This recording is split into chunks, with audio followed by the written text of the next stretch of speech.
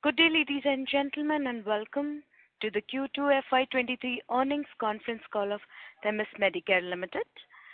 This conference call may contain forward-looking statements about the company, which are based on the beliefs, opinions, and expectations of the company as on date of this call.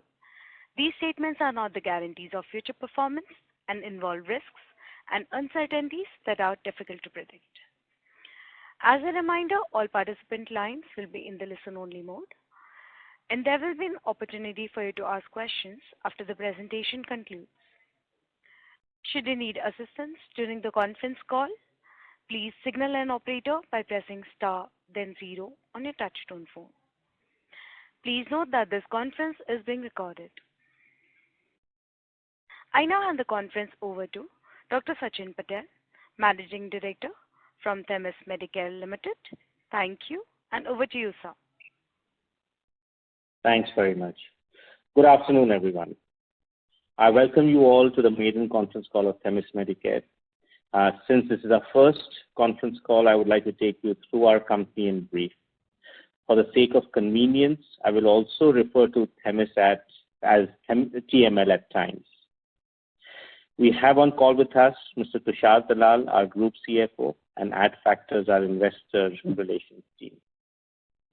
Themis Medicare was established in 1969 in partnership with Gideon Richter Limited, Hungary, with the first preparation isopascal CD in tablet form used in the treatment of tuberculosis.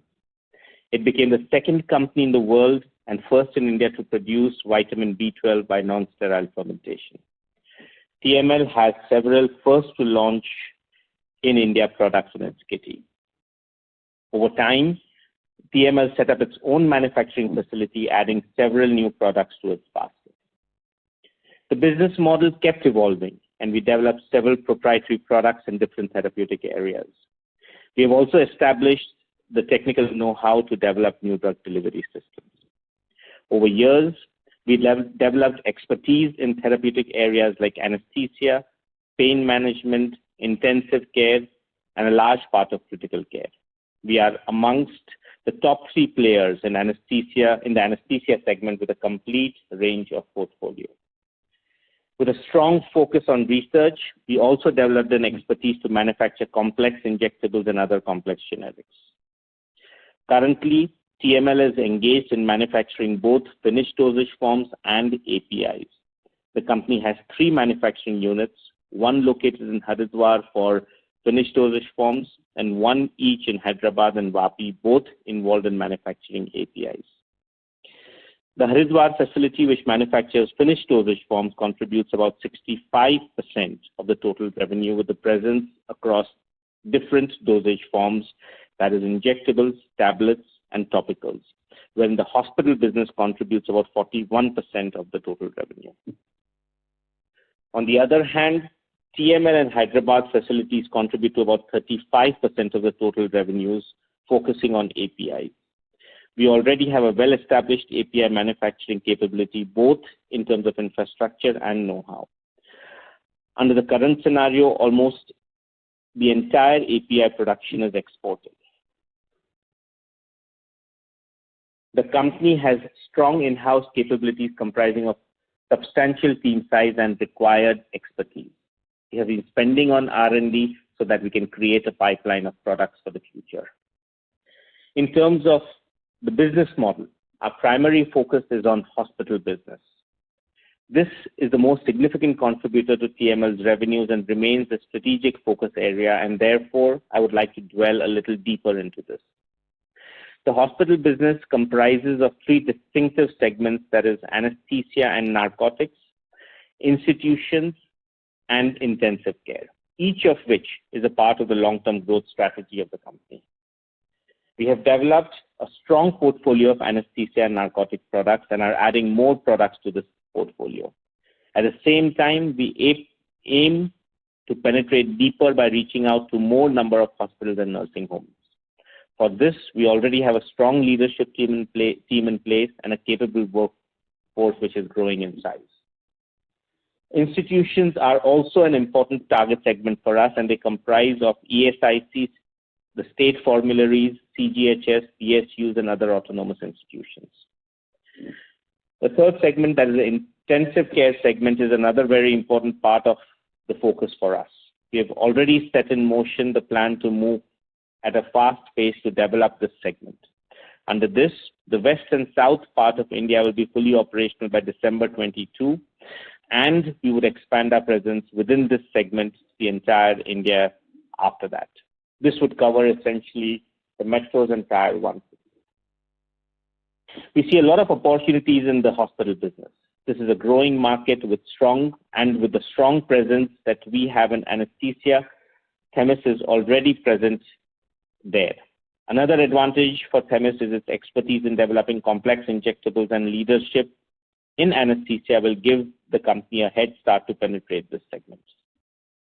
In terms of the exports of the company, 55% is to Europe, 13% is to Africa, 13% to Latin America, 10% to Southeast Asia, 8% to North America, and the balance to the rest of the geographies. We plan to expand in new ROW markets in phase 1, where we see good margins, and also enter into the regulated markets in phase 2 within 2 to 3 years.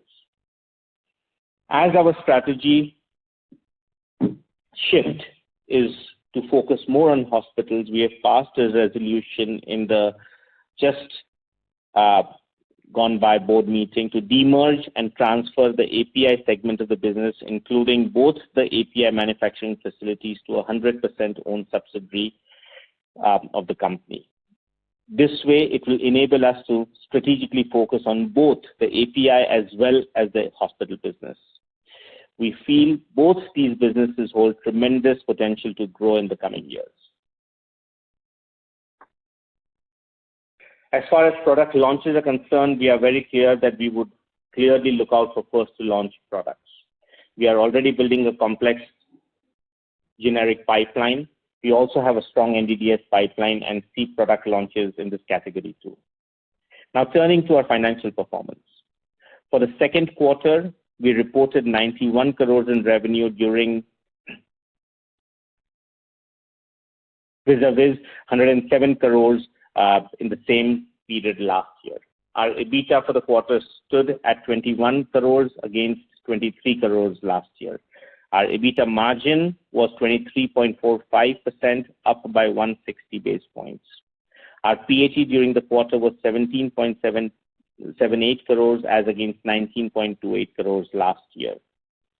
And our PAT margin was 19.54%, up 159 basis points. The EPS for the quarter was 19.33. For the half year, we reported 185 crores in revenue, a 15.67% year-on-year decline over the previous first half. This was mainly because in H1 in the last year had one-time COVID-related export spot orders resulting in higher sales. This obviously could not be repeated this year. Our EBITDA for the period stood at 41 crores as against 63 crores last year. The EBITDA margin was 22.49%. The decrease in EBITDA was mainly due to lower revenues. Our PAT for 6 months is 35.18 crores as against 50 crores last year. The PAT margin stands at 18.97%. The EPS for the period is 38.24. This is all from my side. I would like to now open the for questions and answers. Thank you very much, sir. We will now begin the question and answer session. Anyone who wishes to ask a question may please press star and 1 on their touchtone phone. If you wish to withdraw yourself from the question queue, you may press star and 2. Participants are requested to use handsets while asking a question. Ladies and gentlemen, we will wait for a moment while the question queue assembles. You may press star and 1 to ask a question. We have the first question from the line of Saloni Himnani from Molecule Ventures. Please go ahead. Hi, sir. Good afternoon. I just had a couple of questions in the announcement made by the company a couple of days ago. So the first question being the transfer of business of API from Themis Medicare to Themis Lifestyle. So can you just give some rationale for the same? The idea over here, as I mentioned during the introduction, was that we feel that the two focus areas that we are into, one is the hospital business and the other one is the API business, hold tremendous potential going ahead. While I say that, the requirements for both these businesses to grow are very, very different. As one would expect, the API business requires significant capex to grow besides the product pipeline. The product pipeline that is what we already have, but in order to grow beyond the particular extent, we anticipate that in a year or two, significant capex will be required over there, and it will be a very different business proposition from what we are doing with regards to our hospital business, which is more OPEX related. And hence we felt that in order to make both these businesses grow to their fullest potential, this was the right call to take. Sir, on the accounting part, it's just a very technical question on the same. So I checked the balance sheet of Themis Lifestyle because the company's revenues network balance sheet is very minuscule. So on the standalone books, how will you show the adjustment of this 125 crores coming from Themis Lifestyle to Themis Medicare? I'm going to hand over this particular question to Mr. Tushar Dalal, who is our CFO. Good afternoon, madam. So once we transfer the API business to wholly owned our subsidiary company, so initially the assets and liabilities will be transferred to them, and whatever is the difference that will be treated as a receivable from the subsidiary company. And against that, we will either have the cash recovery and or the shares swap ratio will be there. Shares issue will be there. I'm not quite clear on this. I just wanted to understand how the cash, because the books don't support. Yeah, no, then the holding company will have to support them for this particular activity. Oh, okay, got it. And sort of follow up on the question, as it makes more sense to ask on Themis Medicare, just repeating the same. So I know we have already withdrawn the acquisition of GTBL stake from PBG, but still wanted to understand the rationale behind the same. If you could throw some color on that here. Behind the rationale for withdrawing the resolution, or for having it in the first place? For having it in the first place. Why Themis Medicare was interested to acquire the stake by paying 70 crores in cash to PBG in the first place?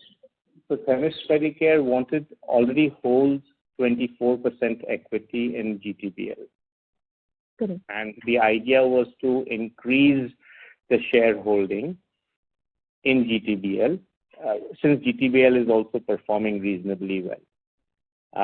But subsequently, it was decided to withdraw this particular resolution to conserve cash at the level of TML. So this is the reason for, first of all, having it in place and then having second thoughts on the same. Okay, sir. That answers my queries. Thank you so much. Thank you. Thank you. A reminder to all the participants, you may please press star and 1 to ask a question. We have the next question from the line of Keshav Garg from Countess Silicon PMS. Please go ahead. Sir, I wanted to understand that even though our sales are down, our receivables are up 40%. So, and actually our outstanding receivable 141 crore is more than our quarterly sale of last quarter. So is it just a one-off, or is this hospital business, our main focus area is basically B2B area? So can we expect this kind of receivable to stay elevated? Sorry, I understood the second part of the question with regards to the debtors. I did not catch the first part of the question. So the first part was that even though our sales are down both for the quarter second as well as for H1, but our receivables are up by a huge 41% Y on Y. So why is this? So this is a one-off scenario. This is not something that we perpetually expect to continue. The reason is that there were some delayed payments in terms of our exports that we had done. The hospital business in India is very efficient in terms of payments. So this was a one-off thing. We are expecting the receivables to be cleared off in the current quarter. Great, sir. And so normally what kind of credit period do we extend to our hospital customers? We work on a period of about 30 days, but then we have some credit that we also give to our distributors. So all in all, including everything, the cycle comes to about 75 days. Okay, sir. And sir, also, sir, in our 65% of formulation business, sir, you mentioned in your opening remarks that almost all the API production is exported, whereas I was under the impression that we are backward integrated into API. So can you just clarify which of the two is the correct statement? Both. So when you record sales, all of it is exported. Whatever we are producing to supply to our finished dosage form business is not recorded as sales, it is recorded as transfers. Sir, but we are self-sufficient for our own captive requirement of APIs. Not all of them. We are self-sufficient for the ones that we feel are critical. Typically for a hospital business, you need a very wide portfolio of products. So it is not possible to produce all of them. But the ones that are strategically important, those APIs we would produce. Okay, sir. And sir, also, sir, what is the reason for focusing on B2B hospital business, sir, which is, there is, I mean, the hospitals will call the shots and they will squeeze us both in terms of margins as well as credit, working capital. So whereas the B2C market is a far more profitable segment. So what is the reason why we have chosen to follow this B2B model on the formulation side? So there are two aspects of there are two reasons why we decided to focus on this. One reason is that if you look at the overall scenario in India, the number of people who have health insurance is increasing day by day. Now, this means that access to medicine, access to hospitals increases tremendously for the massive population that we have. And with this mindset, it is also very clear that the number of hospitals are increasing rapidly all across the country. Now, when we talk about hospitals, we don't just talk about hospitals, we talk about hospitals, the corporate hospitals, and we also talk about nursing homes. They also form a part of the hospital.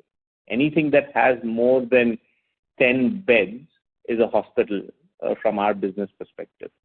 So we see tremendous increase in this particular business going ahead with another data point that we correlate with, and that is more and more people are getting health insurance.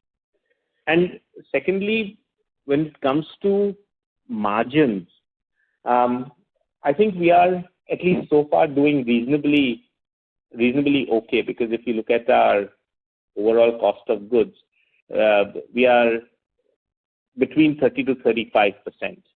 Now, that is not to say that we can continue this forever, but I believe that our strategy is such that we should still be able to maintain reasonable margins going ahead. Sir, and also, sir, in the investor presentation, it is mentioned that the aspiration is to grow at a CAGR of 35% CAGR with 25% of OPM. So how realistic is this aspiration? And sir, from the manufacturing side, are we geared up for this? So our aspiration is what we have put onto the presentation. I believe that our base is still low. I think over the next 4 to 5 years, it's reasonable to have this particular aspiration. So let's see how things progress. I don't see any constraint from a manufacturing angle because our entire focus is domestic hospital business, and for that we have the capacities, we have spare capacities, but more so there's a lot of capacity, free capacity, which is available in the country, including products that we can buy from other companies with the distribution and marketing network, and sell through the distribution and marketing network that we have created. So I don't see manufacturing as a limitation for growth by any means. Sir, and are we totally absent from B2C segment formulation? Sorry, B2C? No, we do have a B2C presence also. It is definitely there. We are going to remain over there, but we believe that the growth for us is going to come from the hospital segment. Sir, and also, sir, there was a loss-making joint venture company, Long Island Nutrition, which it was mentioned at the last AGM that we are trying to exit this. Sir, so what was the loss during the second quarter? And sir, how near are we to exit this loss-making venture?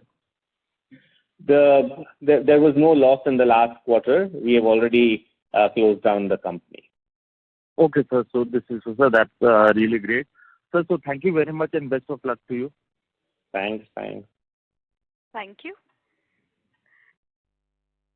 Before we take the next question, a reminder to all the participants, you may please press star and 1 to ask a question.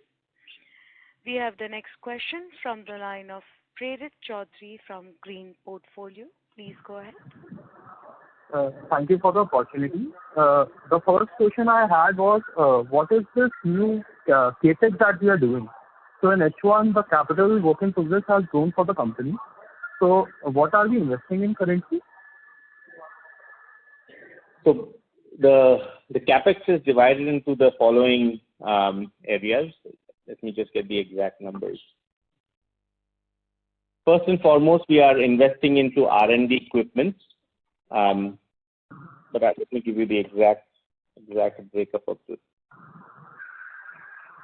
So the areas that we have invested in is one is EU GMP compliance of our injectable block. So the facility that we have in Haridwar, the finished dosage form facility, has 3 sections, as I mentioned in the introduction.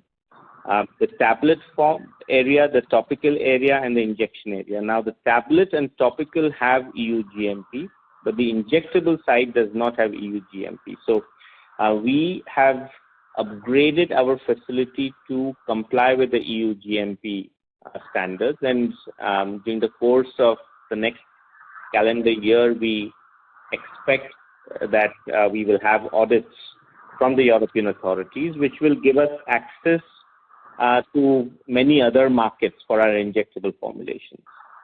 The second part is we put up a line to manufacture lipid-based products, which we did not have. So again, this is a part of our endeavor to be able to produce complex generics for the Indian market and even other markets that we are planning to go to.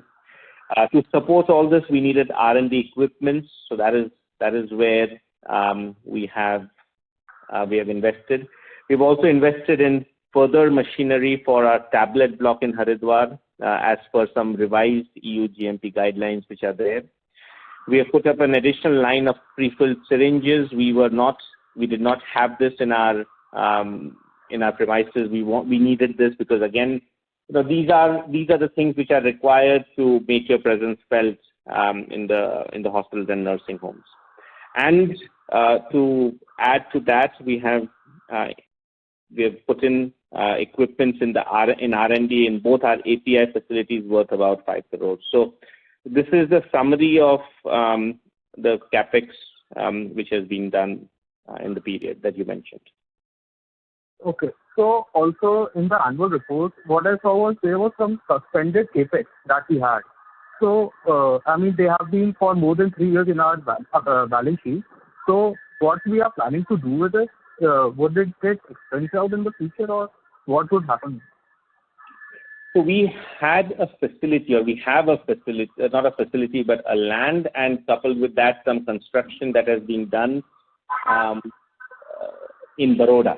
So we have a land over there, and some initial construction was done over there to build a finished dosage form facility. But subsequently, this was a long time ago, where we decided to move to Haridwar instead of Baroda because of multiple benefits that the government was providing at that time.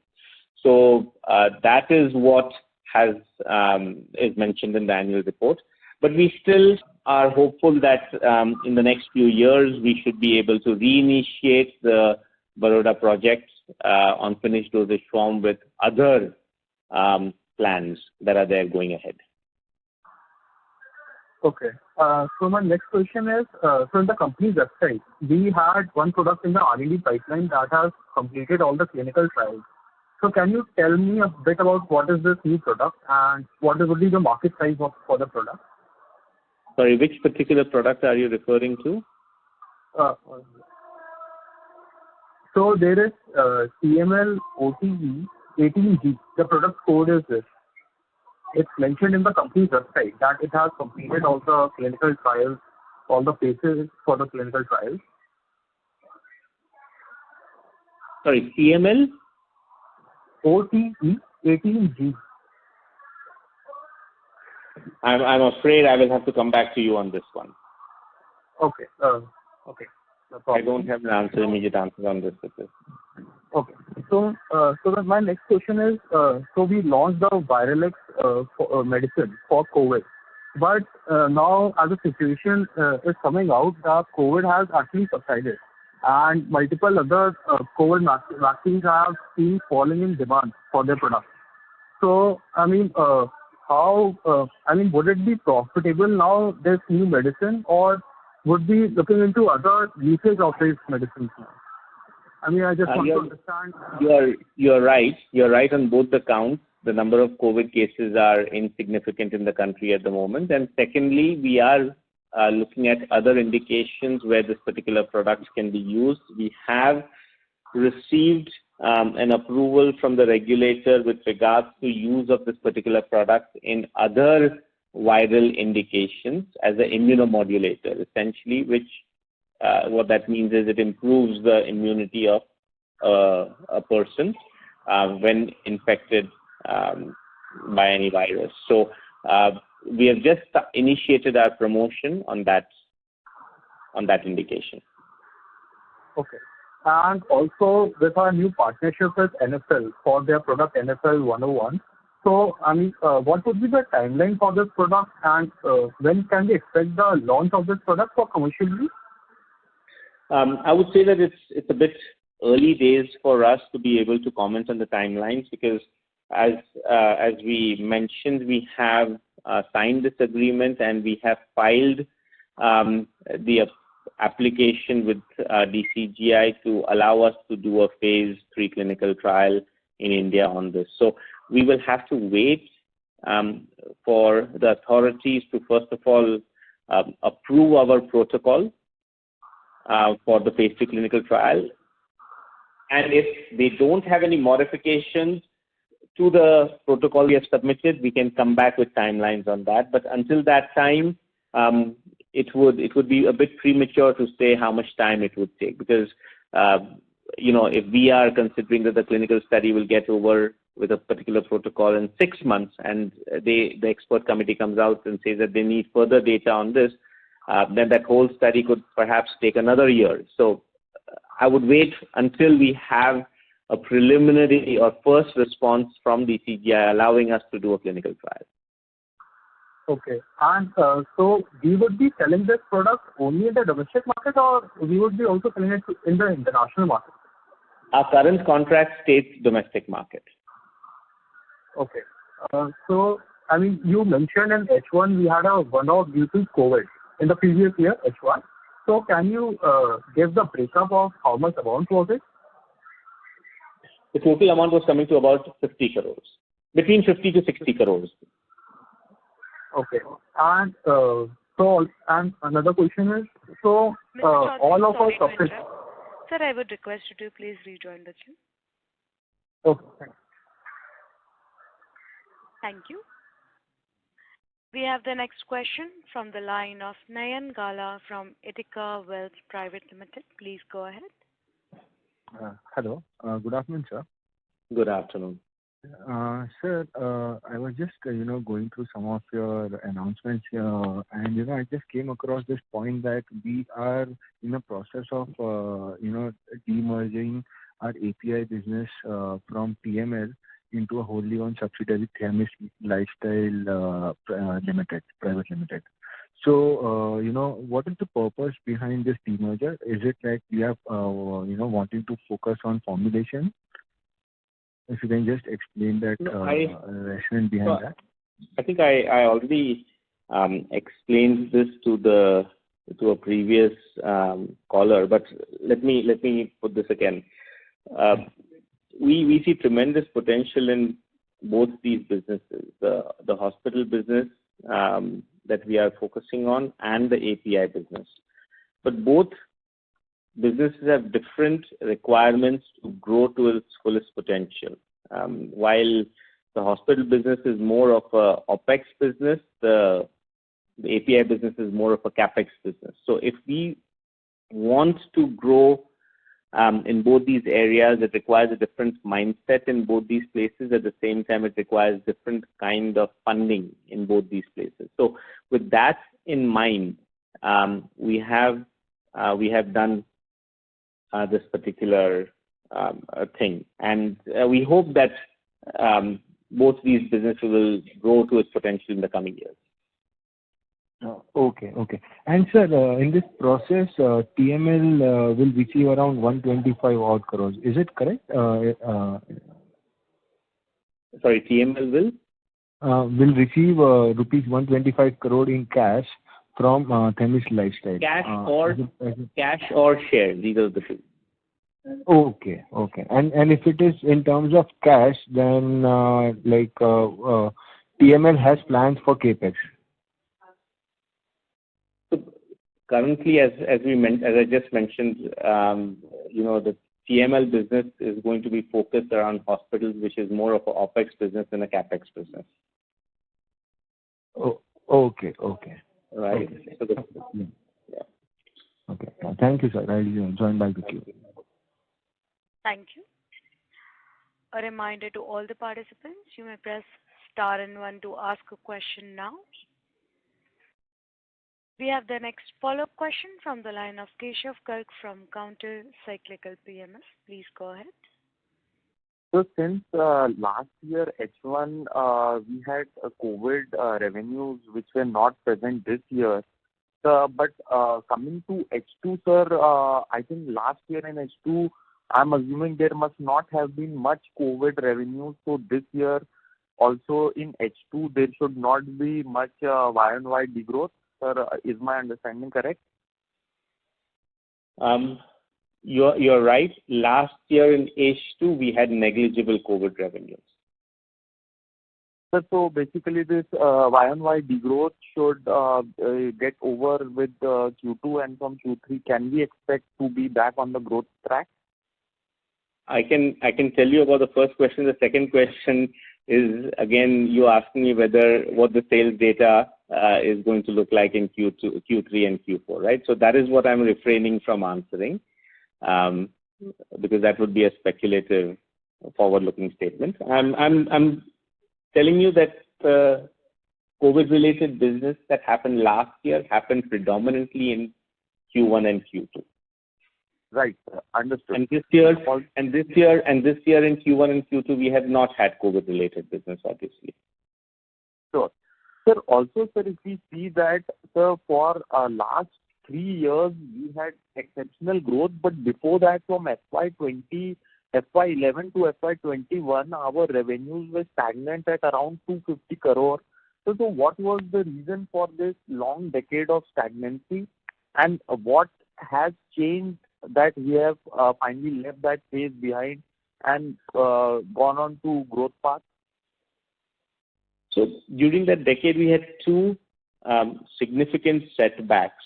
The first setback was on the API side, where almost about 80% of our API revenues were coming from one particular global customer. They had an issue with the regulator for which all our supplies got suspended.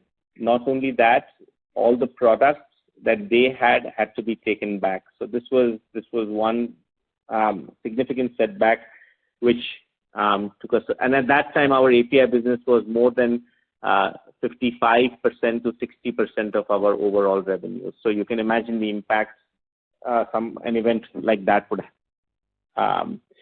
affect. And the second one was we had a new drug delivery system that we had licensed out to a multinational, and for multiple reasons. So that was also a significant part of our business, and profitability, more importantly, it contributed almost about 80-90% GC to it with no other marketing expense. And we had to stop sales of it, and we had to also withdraw the product from the market. So it was a double kind of an effect. And that took us some time to recover from. But I think from both those lessons that we learned, we have tried to make sure that the business is as risk averse as it can be and spread out into multiple areas or multiple products at least going ahead. Sure, sir. So the point well understood.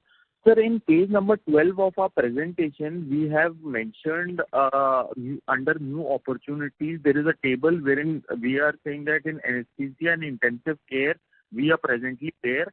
And sir, there are 5 new divisions which in future we plan to enter, and one of which is medical devices. So for all these, sir, mostly we will do outsourcing, or we are planning to manufacture them in-house? It depends, out of all the divisions which I mentioned, it depends from division to division. So medical devices, clearly we will be outsourcing. The pharmaceutical formulation divisions, it will be part outsourcing, part internal manufacturing. Obviously, we want to manufacture things in-house which are most complex and at the same time have a significant entry barrier, because these two things at the same time give you the maximum GC. So the entire hospital business that we are targeting, we are aiming for, is going to be always a mix of in-house manufacturing and outsourcing. What we aim to do is to build up a robust and strong sales and marketing network in all the nursing homes and hospitals all over the country. Sure, sir. And sir, if you could just tell us that what exactly is this intensive care business? Intensive care business is essentially products that are used by intensivists in intensive care units. So how is it different, from the general pharmaceutical? Like, does it come under acute, or does it come under chronic? Or, sir, can you just give us some example of intensive care? It comes under acute, because when a patient is in intensive care in the ICU, these are the products that are given to them over there. Okay, sir. Got it. So thank you very much. Thank you. You may press star and 1 to ask a question. We have the next question from the line of Mandira S., an individual investor. As the current participant has left the queue, we move on to the next participant. The question is from the line of Aniket Redkar from an individual investor. Please go ahead. Sir, good afternoon, sir. Good afternoon. Sir, as you mentioned in the presentation that we're planning to launch the NDDS product every year. So, which are these new product under development? And hello. We can hear you. We can hear you. Please continue. Yeah. So can you throw some light on it? So they range from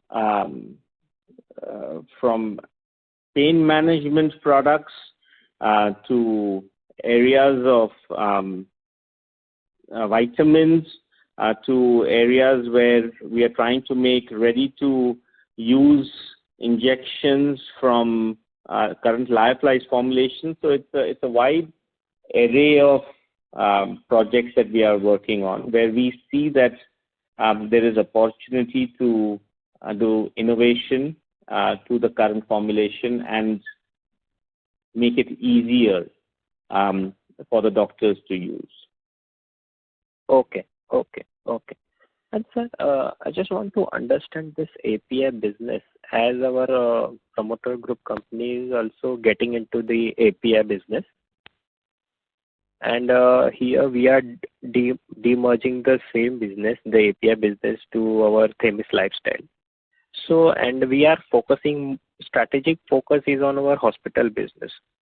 So, what are your views? How we are going to planning to take this further? I mean, what is the strategy on the same? Well, the API business is, last year, if I'm not mistaken, was about 135 crores. We feel that overall the scenario in India for API business is very bullish. The whole China plus one sentiment that is there is creating a lot of demand for APIs, and we feel that there is a lot of opportunity on hand. But at the same time, this opportunity cannot be accessed unless we are in the process of making some serious investments in the API business. And that is what we intend to do over the next few years. We have, as someone asked, we have invested already in R&D in API. We have created laboratories. We have got people. We've got developed products. Now these products will have to go into manufacturing, which is also happening. But to grow at a rapid pace, we will need to invest heavily in the API business. And that is also one of the reasons why we have put this into 100% subsidiary, because the debt that will come in to that particular company for growth, so whatever means, the funds that will come in, my mistake, that is the incorrect word. The funds that will come in to that particular company will have various mechanisms to make sure that we can grow very rapidly over there. As our export is also contributing a lot from the API, it's 98%. Absolutely. Yeah. So, what is the R&D budget? Can I get the breakup of it? In terms of the API and the formulation? Just to give you, I think we have spent about 13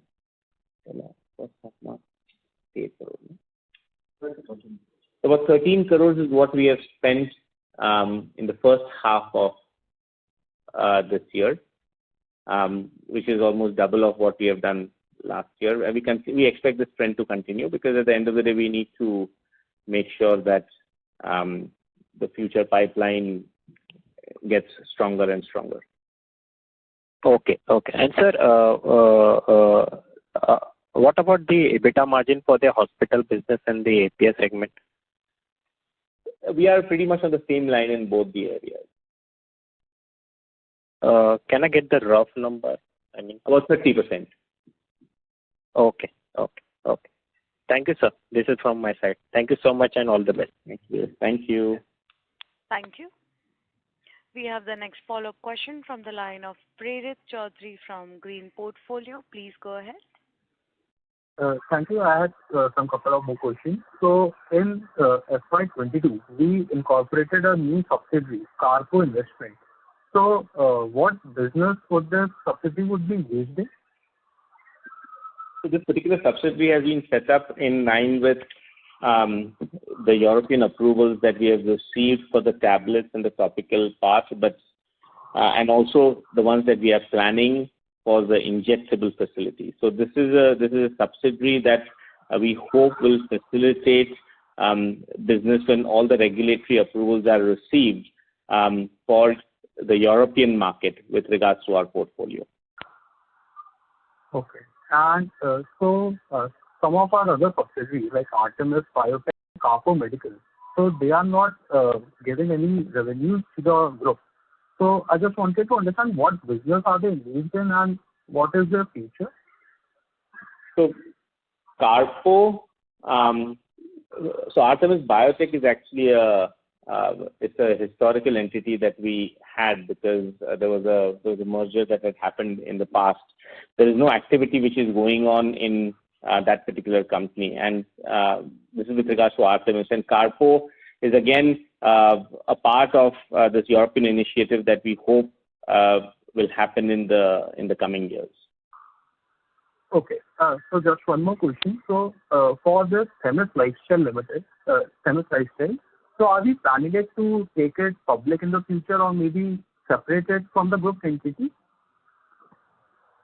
We are not.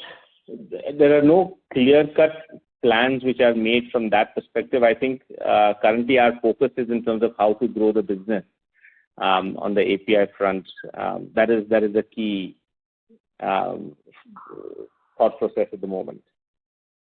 Okay, thank you. That's it from my side. Thank you. Thank you. We have the next question from the line of Rushabh Shah from RBSE Investment. Please go ahead. Yeah, hi sir.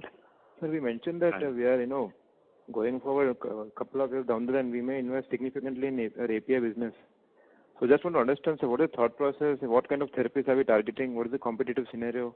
And what kind of return on capital do we target? If you please share some thoughts. So this we've passed a resolution to this account, which will still go to the shareholders, and we have to wait for another month and a half for the same thing to actually happen.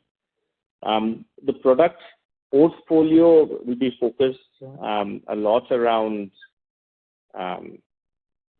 anesthesia and critical care, because that is what we are doing right now, and also the current product that we are producing, how to take them to the global markets, which means we are talking about upgradation of the facilities, we are talking about increasing capacities and a whole lot of things. We feel that besides the API business supplying this particular product to what our finished dosage form requirements are, there is a tremendous potential to grow and supply this to the global markets too. And in terms of the portfolio beyond that, as I mentioned in the previous question, a lot of companies around the world are looking at a China plus one source, and a lot of opportunities are coming up and are expected to come up, whereby we will have more products and more opportunities for APIs to supply to the world. So would be the likely competition for us in the existing and the new product portfolio that we're targeting? The entire API industry, right? There are so many companies that are looking at APIs and are producing APIs, but luckily for all of us, the gamut or the universe is also massive. So I wouldn't say there's one particular company that I would highlight over here. And normally, so when we plan capex, would we target 20% return capital post tax? Is that us? So our typical calculation is that we aim to have ROI between 3 to 5 years. Okay. And so in the hospital business, in the current TML portfolio, we have anesthesia and intensive care.